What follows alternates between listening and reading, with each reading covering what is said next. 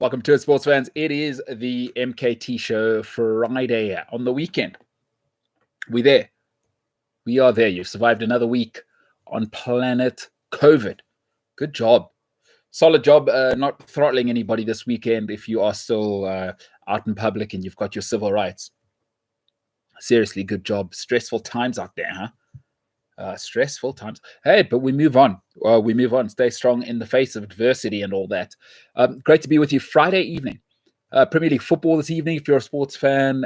Plenty coming this weekend. I mean, the rugby this morning. The tennis is on Sunday. Or tomorrow, Sunday as well. Awesome. By the way, if you haven't seen my picks, they are on fire on Betway ZA. I've got Naomi Osaka. And then, of course, the great Novak Djokovic to win it all. Amongst others. The Way to Go show, go and check that out. The Mbulelo multiplier, which is me, because I'm Mbulelo. You can go and check out that multiplier on Betway South Africa. Anyway, for tonight, welcome to the MKT show. MKT here on Cliff Central Sport. Tonight, it's Friday, so I'm going to do my normal thing, Friday 5. The best youngsters in the Premier League. Next week, I'll do the best global youngsters. Tend to be more Premier League focused. So looking forward to unpacking that list. My Friday 5 will be that. And then we'll unpack the Merseyside Derby. I think that's the game of the weekend, no doubt. I'll give you my starting 11 and my prediction for that game. MKT inspires on all social media. Otherwise, it is Cliff Central Sport across the board. Okay, let's get into it. Hope you are having as good a weekend as you can so far. Hope you are well and loved. Let's start off the Friday 5. The 5 best youngsters beneath the age of 23. So 23 and younger is where I've gone. So the best 5 youngsters in the Premier League. Let's get into it. At number 5, I think he has one performance that caught the attention of the world. And in this world, you know, if somebody plays well once and is a phenomenon, and new is always better, I think we get caught up in it. He's 20 years old, very exciting. He's had a super strong start to the season. I think the only reason he's this low on the list is he's still not the main man at his football club. What he does have is superb technique, superb composure, and he can handle himself in and amongst the big boys. But I've only seen a little snippet of it. I worry about the off the field stuff because the stuff in Iceland wasn't the only thing that's come out with him. But in terms of talent, it is freakish. It is clear, and it is there at number 5, young Phil Foden at the age of 20. A really, really nice little player. Can he be consistent? Because we'll give him this. What will he look like next year? What will it look like next year once you are the man? But superb young player. At number 4, I think he's the complete midfielder. He's got the full package. He goes box to box. He's dynamic in playing in the number 10. Everybody called him the coach's son. But here's what elevates this young guy. He's the best player at his football club, and it's a big club.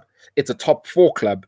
And being the main man when it matters in the cauldron, and being the guy, old coach gets fired, and he's still the main man. I think at number 4, the 4th best youngster in this league at the age of 22. Complete midfield already. And my favorite part about him is that he's so responsible with the football at his feet, playing the hardest position, maybe in world sport, central midfield in the Premier League. There is no room there. There is no room for your first touch not to be perfect. And you've got to be willing to stick a foot in. And he is.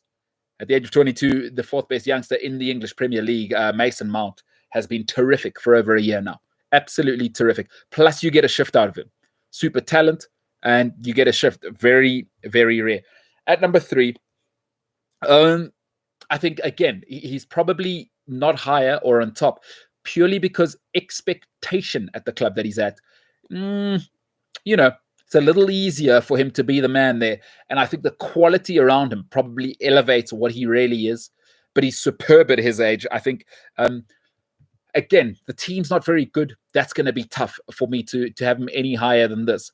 But he is very, very good. Uniquely mature, superb technique. And what I love for his age is his decision-making, quite brilliant. And again, responsible with the football.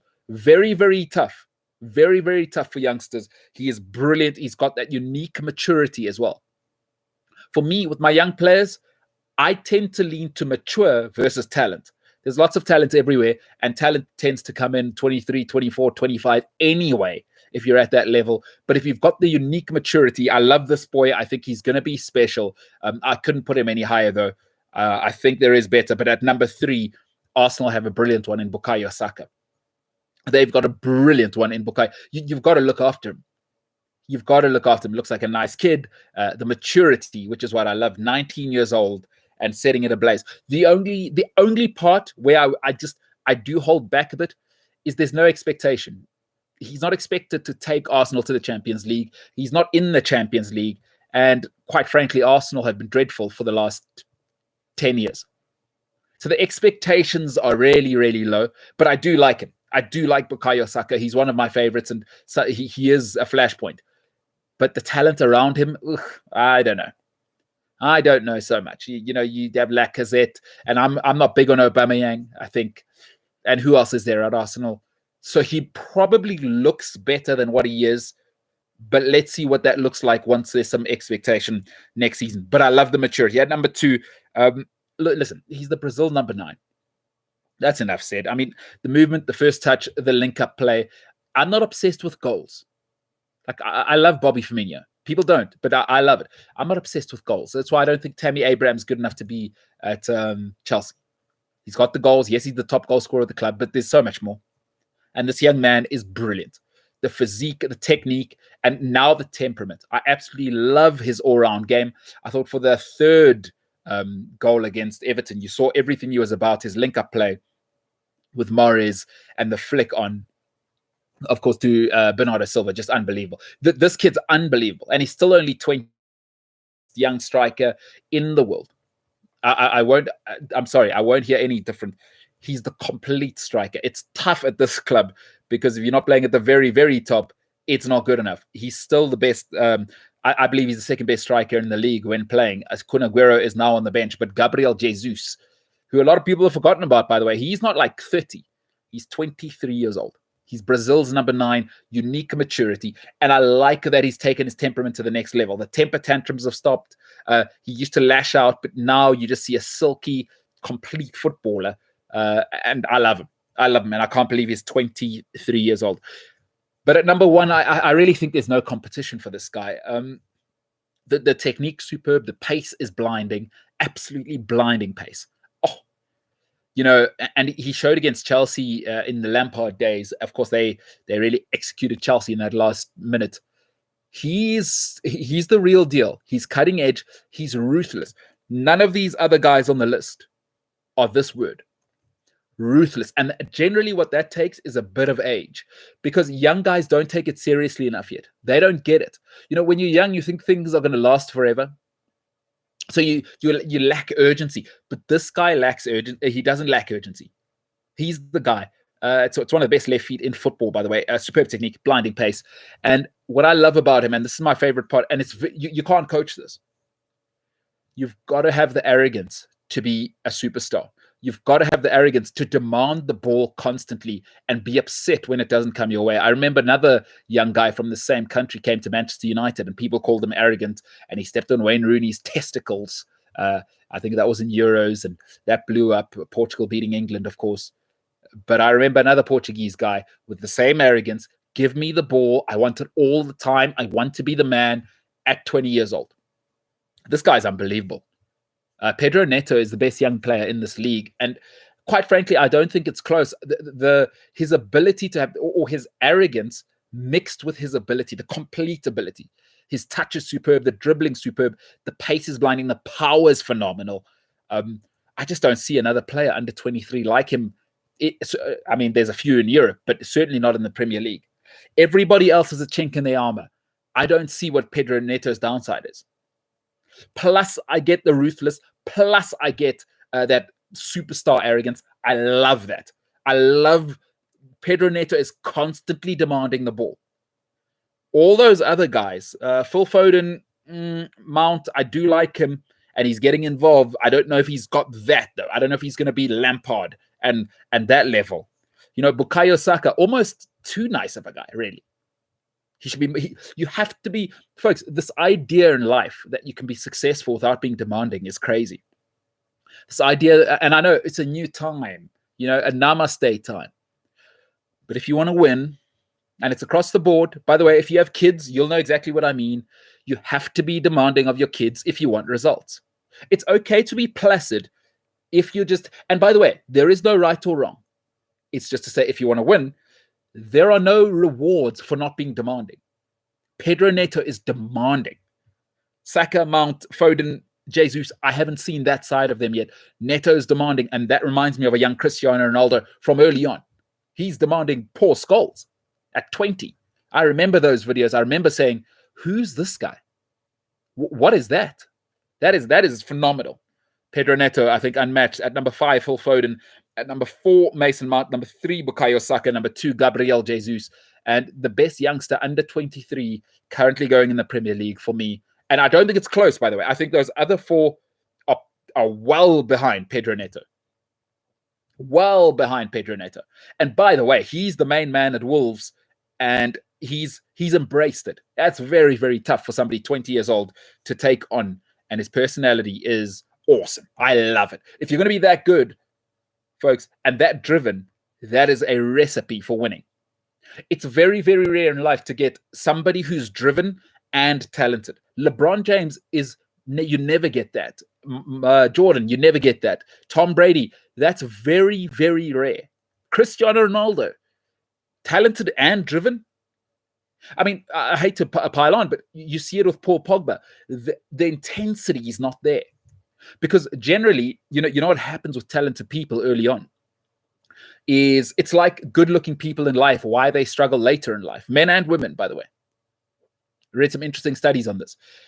If you're good-looking, you're used to getting away with doing less.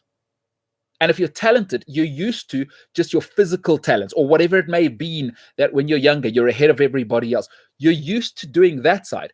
That when it comes time to, everybody's physique catches up, the sort of mentality catches up. Hey, you go to the pros, you might be the best in under 16, 18, 19, 21s. You come to the Premier League, you're just another guy. Now, do you have what it takes to go to the next level? And that's not a talent issue, by the way. That's a desire issue. Very few have it. Very few have the ability to be talented and be driven. That's why there's so few. That's why you don't see Carlos Tevez. You don't see Cristiano Ronaldo. You don't see Leo Messi. You don't see Kun Aguero just coming out. You see a lot of good ones. But you see great so rarely. Everybody has the same training program as Cristiano Ronaldo at 20, by the way. Everybody has that. Everybody has the same training program as Javier Zanetti at 35. But nobody wants to feel that pain at 35. Javier Zanetti at 37, 38 going. Everybody had the same training program as Paolo Maldini. Played from 16 to 40 as a starter at AC Milan. Ability and drive. Very rare. Pedro Neto is the only one on that list, I think, who's got superstar ability and superstar drive. That's just my take. All right, let's take a comment before we finish off. Merseyside Derby, cannot wait for that. That is going to be amazing. What a great weekend of football. Can't wait. All right, Jesse, if it isn't good old Jesse Randolph. Good old Mr. Arsenal. Jesse says, Saka is already Arsenal's best player. He can go both ways. His decision-making is beyond his years. I honestly don't think we'll keep him if we don't get in the Champions League soon. Oof. Wow, that is some self-awareness, huh? What I would advise, though, in life, we all make this mistake, and I know I've made it once before. I remember, how old was I? I think 16, because I was in high school. Yeah, 16 or 17. Anyway. Is anybody in a relationship in high school? I don't think so. But anyway, I remember I was in a relationship with one girl, and then there was a new girl, and we were, in boarding school, you know how it goes. You wait for, new is always better in boarding school. If you didn't go to boarding school, I can't explain that. Anyway, I was in I don't know what you call it. Is it a relationship when you're 16? And then there was a new exchange student who came, and I was like, that's where I got to go. But new isn't always better, folks. Huh? You know what I mean? Is sometimes don't try and be happier than happy. The other person was great. I should have just hung out there. That was a life lesson. It's the only time it's ever happened to me, by the way. But that is to say, Bukayo Saka. And I was loved by the first person. And then the second person, it got a little bit dynamic. Anyway, that's a whole story for my memoirs. My point is with Bukayo Saka is that sometimes just know where you are loved is the best place to be. You know, it could be very easy to go to Real Madrid, but it's never the same again. Because at Arsenal, they'll give him till 26, 27 to develop. Because everybody just presumes this thing will be linear and he'll, you know, it'll go up and the trajectory will just go up on that bell curve, right? That's not necessarily true. That's not necessarily true. Because here's what happens. Now, and I understand that he's got a great attitude, and I've read a little bit about him. Good team, good home, good family, humble. But here's what happens, folks. Let me tell you what happens to footballers, because I've seen it live, is that you are the hype. Great, you perform then. You get the first contract, your friends start to change. I saw this happen with, well, lots of people. I mean, hey, I was just at least I was a party and boozer from the beginning, so I never made it to a second contract. But you make the money, your friends change, right? Once your friends change, what happens is that you start to hear what you want to hear instead of what you need to hear. And folks, this is real. So part of the problems with academies is it's a little bit of just kind of churn them out, a bit of a factory, is they forget that these are people. And, you know, if Bukayo Saka, for all of his character now, folks, the temptations start to grow because he starts to go maybe on 20, 30,000 now. His next deal will be 150,000, and that changes the game. And people want to change their friends, and then they want to change their girlfriend, and then they want to change their agent, and then things change. Now he goes to Real Madrid and it falls apart. They don't care. I'll give you an example. His name's Robinho. Robinho thought, I've got it so good at Real Madrid, and they loved him and babied him there. I understand he already had those terrible off-field habits there, but they tolerated that at Madrid. He came to Man City. It was a season and a half. They paid him the money, and they paid him to go to AC Milan. Because, folks, it's like your parents, right? Arsenal are his family. Be very, very careful, right? The grass is not always greener on the other side, and don't try and be happier than happy, because trust me, if you are loved somewhere, people will be more patient, especially, you know, in life. 21, 22, 23, 24, delicate age. You go to Real Madrid and it doesn't work out in a season. Look at Martin Odegaard. At 16, he went there, didn't work out first season. Get the hell out of here. 16, they crucified him. He was a god in Norway. Robinho, nightmare situation. Absolute nightmare situation. So the window will shrink for Bukayo Saka's development if he leaves. Although I agree, I think he needs to be very, very careful. And I hope that this image that he's created is true and he's mature as I think he is. So I hope he doesn't leave. Jesse, it's a very, very honest way to look at Arsenal, because I don't see Arsenal in the Champions League in the next 3 or 4 seasons. So I just hope Bukayo Saka understands he's still very much in the developmental phase of his career. By the way, Cristiano Ronaldo only became world-class at 22 and won the Ballon d'Or at 23. Saka has 4 more seasons till that happens. Develop, refine, right? And also what's beautiful about being at Arsenal, just to finish off on Saka, what will happen very quickly, if he embraces this, is they will hand him the reins and he will get to learn what it's like to be the man. Because what you don't want to do is get to Bayern Munich, get to Real Madrid, and then at Real Madrid, even if you're the man, nobody cares. So you've got to be used to being a shark, right? You've got to be used to being the man. Because when you get to Real Madrid, there's no time for empathy. Gareth Bale has maybe the best left foot in world football outside of Leo Messi. He just won them the treble 2 seasons ago. They won 3 Champions Leagues in a row. Gareth Bale dipped 5% in terms of performance. He scored maybe the greatest goal Real Madrid have ever seen in that cup. That was 5 years ago, not 10 years ago. Gareth Bale, they sat him on the bench. They paid him to play golf. You go to Madrid, that's what it's like. It's cold out there, folks. You know how life is. It's never the same. Nobody cooks for you like your mom or dad does. Nobody's going to be patient if you're drunk at drunk driving. Does the law care? They don't care. You come home and you've got problems. Your mom and dad will always love you. Bukayo Saka, be very, very careful. I would develop everything at Arsenal before I started looking outwards. I'd say lock me in 5 more years. I hope he doesn't leave because I do like him. Jesse says, do you think England's current youngsters are better than the golden generation? I do not. I think when you maybe let's go through the golden generation, right? Is Gary Neville was the man at Man United at 20 already. He was the right back, you know. It was Dennis Irwin. So let's even say 22, 23. Trent Alexander-Arnold, I guess, is the man at Liverpool. I don't think Liverpool's as hard as Man United, though. I think that Man United generation is one of the most difficult environments in the history of football to survive. And already Trent, after one season of success, has fallen off a cliff. Gary Neville went on to do 6 seasons, he's got 8 Premier League titles? He played for 15 years at the top.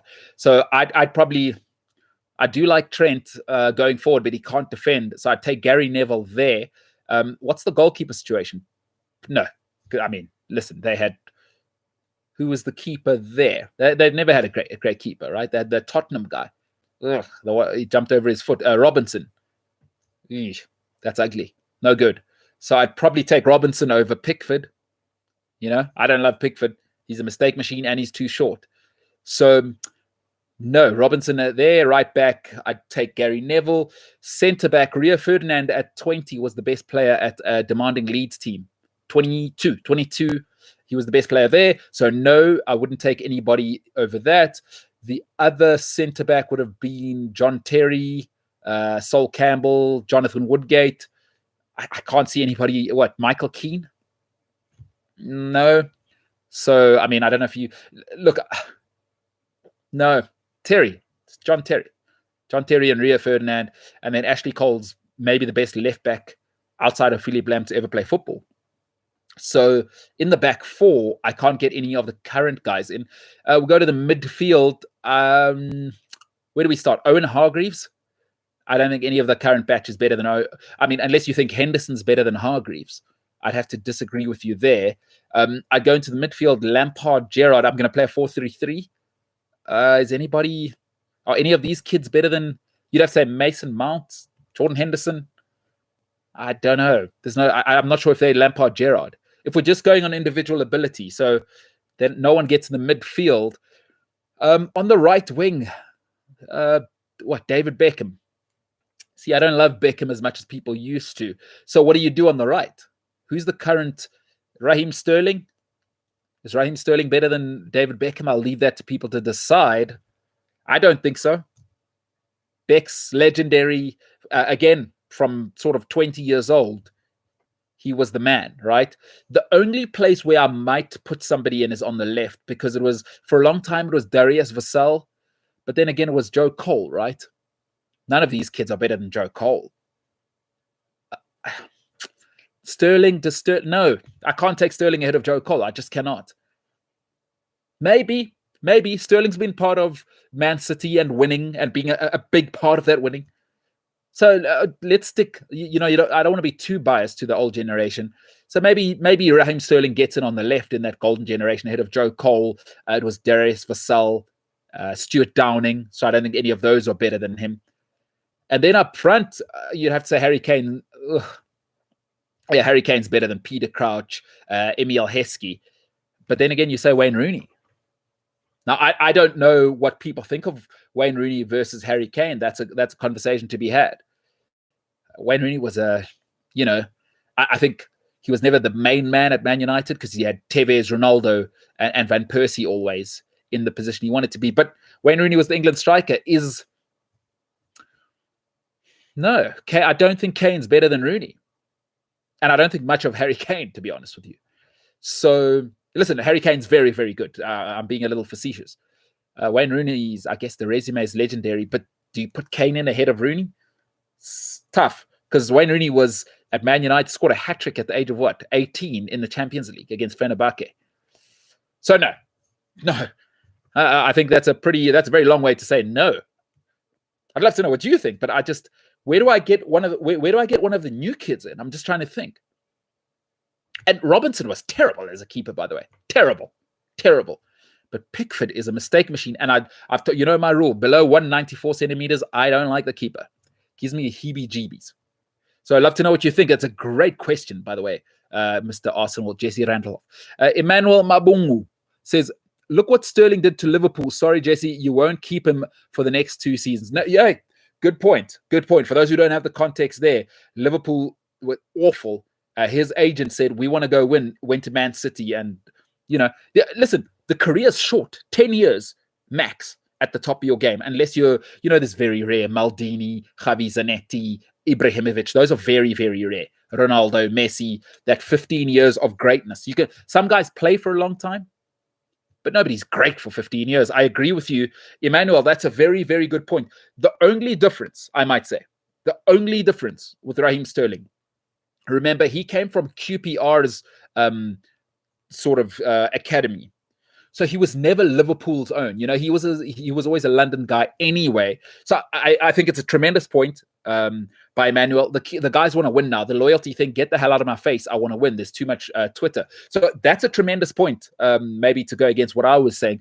Emmanuel, the only difference, I would say, Bukayo Saka's connection to Arsenal means they will protect him from the ills of football more and love him more and give him more time and teach him to be a world-class footballer. Whereas Liverpool were also kind of ready to move off Sterling quite easily. And he said, I want to get the hell out of here because this is not a winning culture. You remember his agent made that so messy. So, hey, Jesse, I hate to break your heart. I think Emmanuel is probably right there. He will, if Bukayo Saka, I think with mature people in life, or certainly as I'm getting older, I don't want to say, is that I don't always need things to be perfect. But what I need to know is that there's a plan. So if Bukayo Saka can see Arsenal over the next 3 windows, continuing to get rid of the deadwood, and you start to pick up some of the best talent, young talent in Europe, he may say, hey, I want to be Steven Gerrard, because there's nothing sweeter than winning with your own football club. So maybe if he sees, I think he's very mature, he's very calm, people like that, smart people like Bukayo Saka, as he seems, they won't always just look after themselves. They'll ensure that there is a smart bunch of people around them. That's what the smartest people do. So maybe Saka, and I agree with Emmanuel here, is maybe Saka in 2-3 years, right? Like now he's got the potential, but listen, footballers, they alpha males. Once his ego starts to grow and then he starts to realize, hey, I am the man. By the way, you know what happens when people say, I'm the man, I'm the lady here? They get demanding. Maybe he goes, hey, I'd like to contribute with the roster control here. Coach, what's happening? What's the plan for next season? And he starts doing that, right? So, Emmanuel, fantastic point. Fantastic point. JC says he signed a 5-year deal last year, so we'll have him for a bit. Listen, the 5-year deal, clubs don't always sign that to keep you for that duration. What they're doing is securing the asset, is that for 5 years, if you want him within the next 5 years, because what they're doing is projecting, is his value is only going to go through the roof. Plus, he's British, so you understand that adds a 20 million British tax, especially with Brexit now. By the way, with Brexit, the British player prices going that way. Those are not coming down. So smart by Arsenal, lock him down. So maybe I said 20,000 earlier. Maybe he's on that 50,000 now, if he's just signed that deal. Hey, and smart move. Smart move, especially what Emmanuel said, is that, listen, Man City just need one. They need to hear that Bukayo Saka had one fight with the ice cream maker in the canteen for Arsenal. Man City will be in there. They will be in there. They will be in there. So smart move. Smart move. Jesse says, what's your opinion on Odegaard? His touch reminds me so much of Ozil. That's a good question. You know what I think? I think it's always so difficult, right? When you hype somebody as a youngster and they weren't protected. So Odegaard, I don't really know how good he is because nobody protected him. And the problem with that is young people need safe spaces to develop, right? And he didn't get that chance. You look at all the great players, is go and look through their academy years. Between 15 and 19, they had a mentor. They had somebody who stayed with them and grew them, not just as footballers, but as men. With Odegaard, what do I think of him? I think it's tough to judge because I don't think Arsenal are very good. So although he may be decent and of a certain level, we'll have to see once the league figures him out. And by the way, some expectation needs to be on him. I don't know what the expectations are of him at Arsenal. What I like, though, is he's typically Scandinavian, right? Superb technique, superb technique. They play with their head up. The coaching's terrific in those Norwegian, Swedish academies. He's terrific. Listen, he's a European type player, right? Give me the ball, pass and move, tremendous technique. He'll play on what they call the half turn. He'll play in the half space. I like him. I just don't know what he is. I'm not sure if he's going to play that 8 role or the number 10 role. Is he better than Emil Smith-Rowe? I don't think so. And I don't think you need to sign him if you've got Smith-Rowe already, because why would you block that path? You didn't ask about Smith-Rowe. Again, my only concern with Smith-Rowe, and I love him, injured young is injured old. And that's not always true if it's finicky injuries, but Smith-Rowe's had 2 monster injuries already. So injured young, it means in that period, remember, you're not just developing your mental side. It means that your body's not fully developing, and that becomes problems. Michael Owen, Pato, Robinho, some of these guys who were injured young, and it was never the same. So do like him. I think Ozil, setting the bar a bit high there. The similarities are that they're left-footed, right? The comparison, I guess, is always going to be there. But listen, Mesut Ozil at Schalke and Real Madrid. That was yeah. I don't want to put that expectation on him, because I think, I guess it's like any relationship when it ends badly. Hey, anybody broken up with someone recently?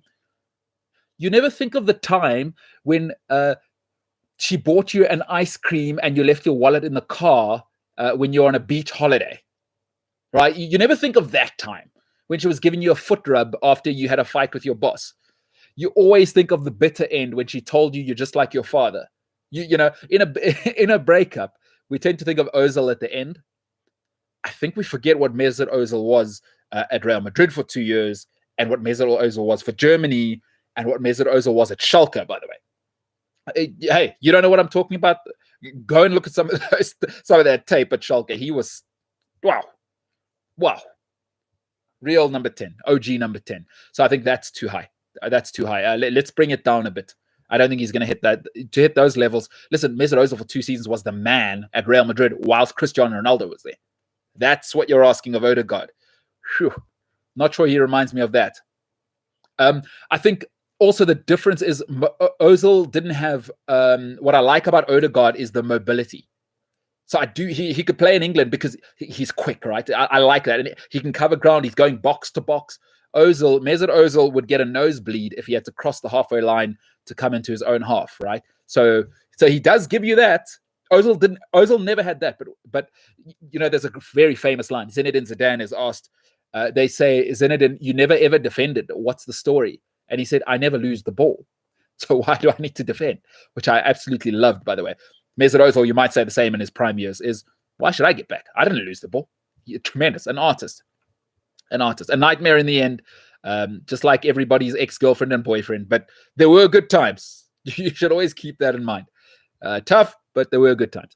All right, Emmanuel says, what about Suarez or Salah for Liverpool? I guess you're asking. Suarez. No, it's not even close. Suarez single-handedly carried them to second place and nearly a title. And by the way, I just want to make this very clear. Luis Suarez, in a season where he was suspended, this is insane. Go and look up the numbers. Suspended because he obviously a carnivore or a cannibal, try to take a whole chunk out of Branislav Ivanovic's arm. You can go and look that up. The previous season, unbelievable. This guy. Third time he's been caught for biting, or second time because there was the Ajax one.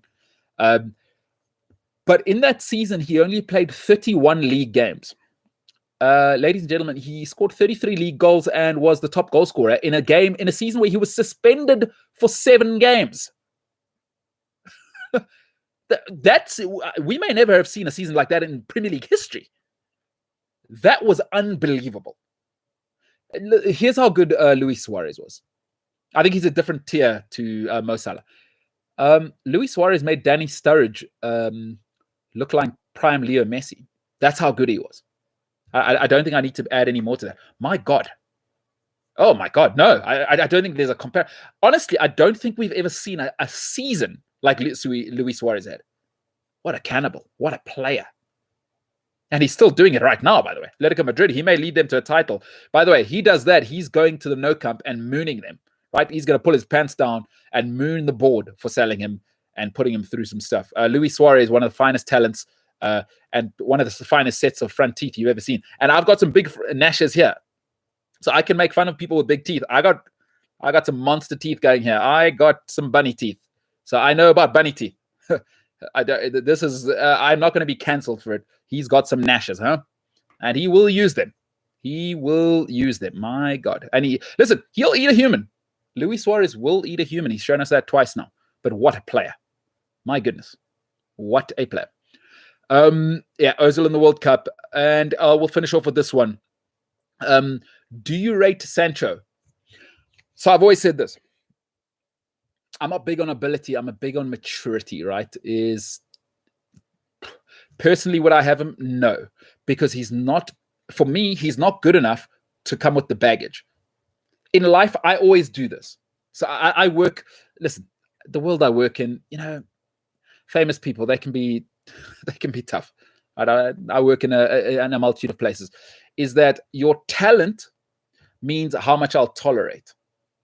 Right? Now, if he's, I would say that Mbappe, Haaland level, and then I get the Jadon Sancho stuff, then I tolerate him. So I would say not for me. He's not for me. I've seen as good. I've seen youngsters. I'd rather have Pedro Neto, for example. I'd rather have Callum Hudson-Odoi, although he's had some problems as well. I think they're probably similar talent levels. So Sancho for 50 million, let's do it. Sancho for 80 million, get the hell out of town. Get the hell out of town. I do like him, but for me, I always say this, don't pay talent, pay production. And I've seen Sancho have one very good season. I've seen him now, lockdown, it's been hard for everybody. And this is why I was saying I love Bukayo Saka for this attribute. Unique maturity. I think lockdown has shown us, especially in sport, the youngsters that are uniquely mature. Mbappe hasn't missed a beat. Right? Haaland hasn't missed a beat. Mason Mount hasn't missed a beat. Reece James hasn't missed a beat. Bukayo Saka has gone to another level. I know lockdown's been tough for young people, but some people, unique maturity, that's what we need when you're in sport and in the spotlight. And Jadon Sancho sort of imploded. And that matters, folks, because if he thinks there's pressure in Germany, you just put the Man United number 7 on. Because I think he's a bit of a social media guy, like Paul Pogba. I don't think Paul Pogba realized the pressure of being the United number 6. I don't think he did. I think some people get so caught up in their crew and social media reaffirming them. If Jadon Sancho thinks the pressure of lockdown and the pressure of being number 7 at Dortmund, Antonio Valencia, who was a brilliant Premier League player, had the United number 7 on for one season. He was a seasoned Colombian professional, the captain of Manchester United States, the captain of Colombia for many, many years. And listen, the pressure in Colombia is insane. By the way, 1994, go and look this up. Some of you may be too young. A guy scored an own goal. Do you know what happened in Colombia?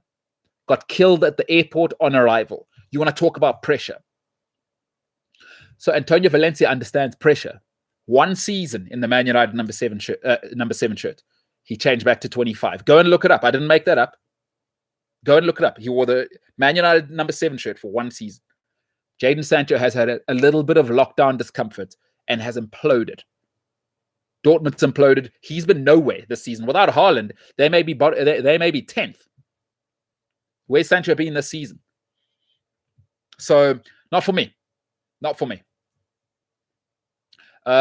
Emmanuel, we'll finish off lastly on Emmanuel's point. He says Dembele and Sancho, same WhatsApp group. I couldn't agree more. By the way, I'm not sure if people know this.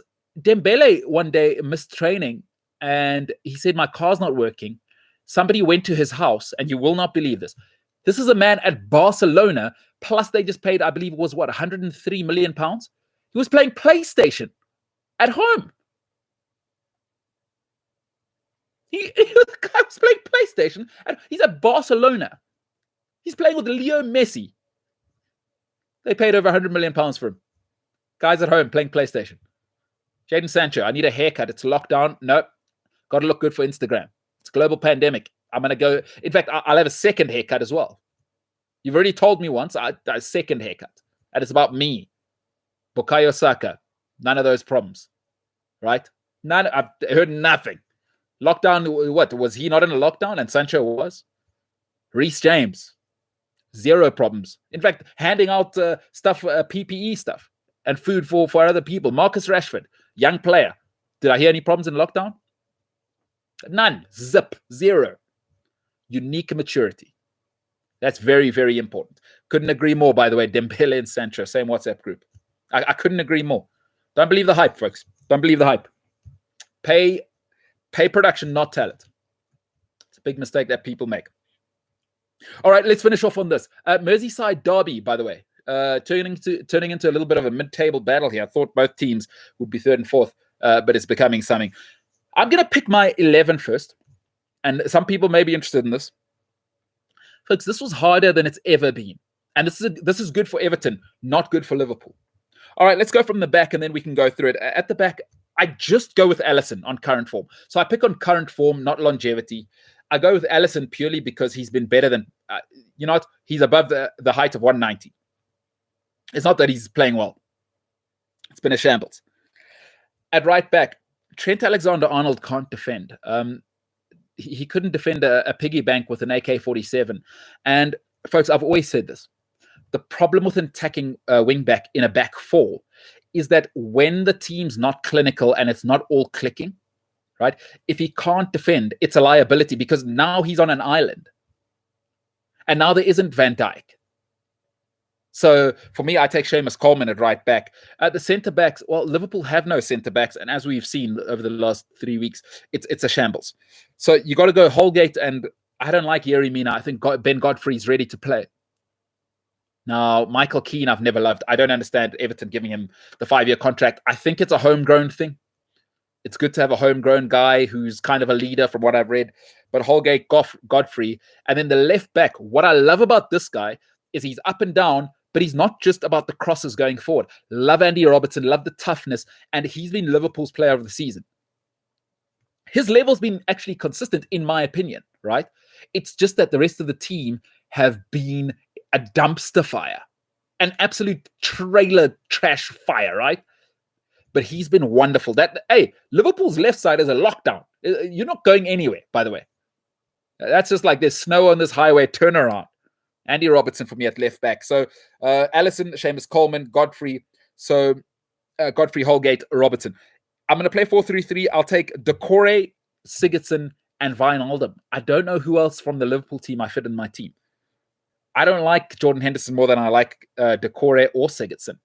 And that's not saying much, by the way. Right? Like, Liverpool, not great there. Fabinho is injured. Everybody else is injured. Up front, I think it might interest a few people with my choices. Sadio Mane on the right. Richarlison on the left. And Calvert-Lewin up front. I'm going on current form. And I know Mo Salah is the top goal scorer in the Premier League.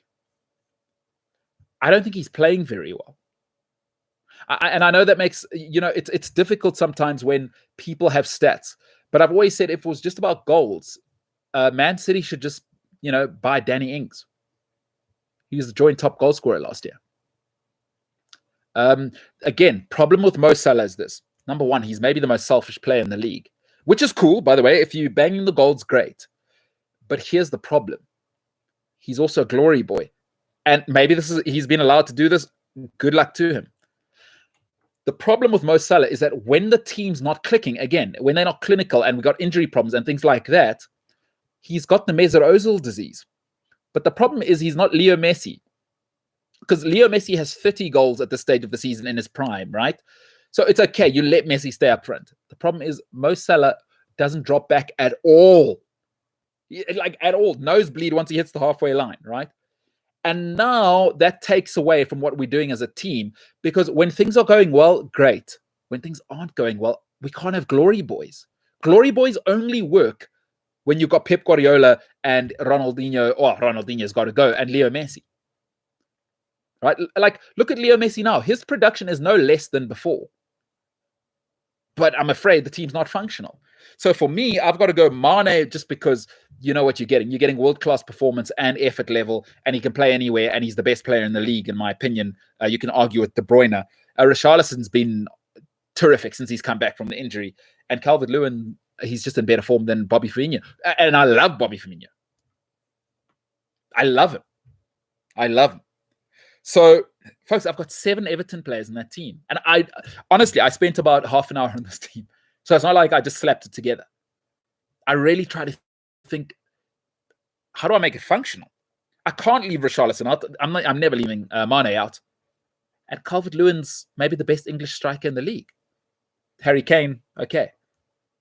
What do I do about that? 7 Everton players, 4 Liverpool players. I think Everton are going to win 2-1. Neither team's firing right now.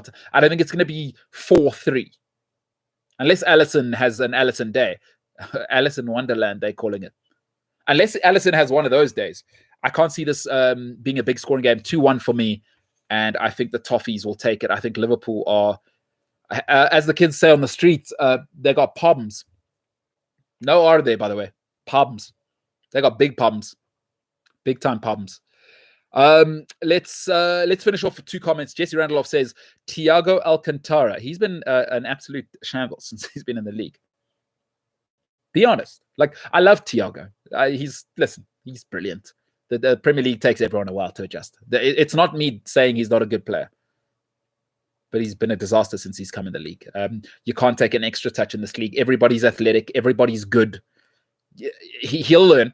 Listen, players of that level will learn. I think next season you'll see a different Thiago, probably one less touch, move it on. It's the Premier League. In Europe, Champions League, again, that ability to dictate the tempo. And he'll learn. He'll learn very quickly. The ball has to move through.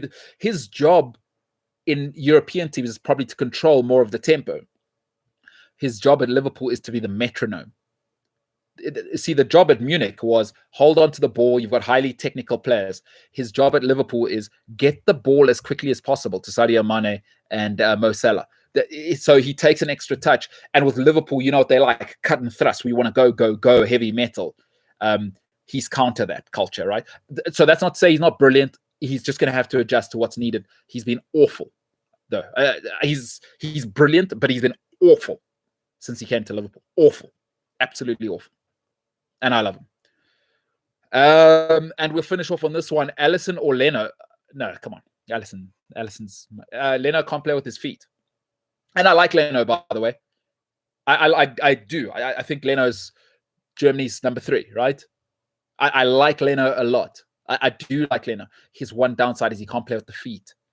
And Alisson, come on. I mean, Alisson lately. I don't want to be the guy getting caught up, a prisoner of the moment. Alisson lately has been hilariously embarrassing if you're not a Liverpool fan.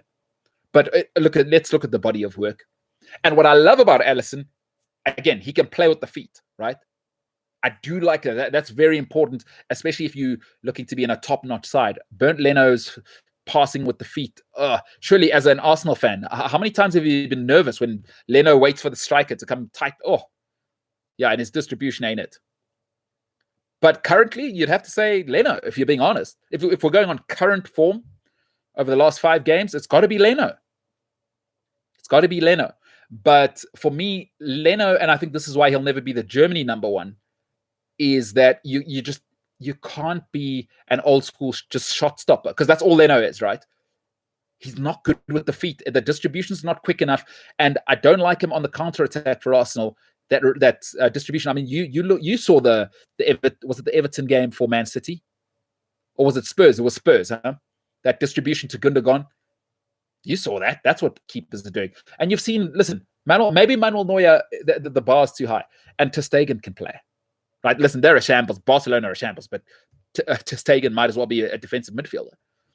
So, good question. Better than I thought. But current form, Leno. Overall, I'd take Alisson, just because he's a complete sweeper keeper. All right, ladies and gentlemen, I'm MKT.